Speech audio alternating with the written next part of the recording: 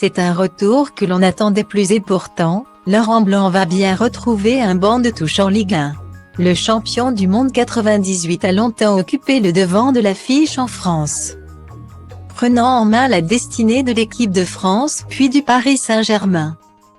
Une belle époque pour le club parisien, qui pouvait compter sur ses stars Zlatan Ibrahimovic et Marco Verratti pour dominer le championnat de France de la tête et des épaules.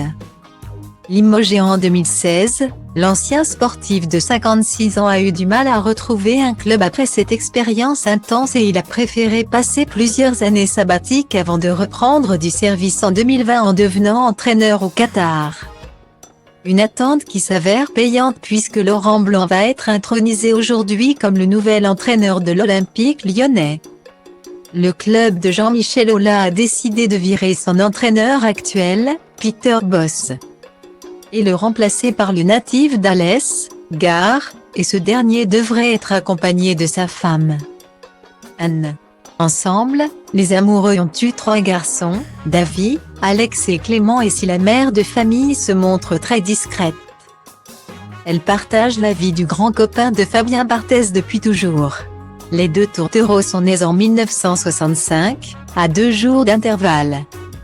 C'est dans un portrait de France Dimanche consacré à l'ancien entraîneur du PSG que l'on en apprenait plus sur la belle relation entre eux.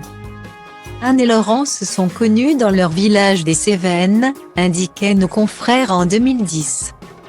Précisant qu'ils se sont vus pour la première fois à seulement 6 mois. On nous a promenés dans la même poussette et nous avons quantité de souvenirs communs. Nous sommes restés ensemble en maternelle, en primaire, au lycée.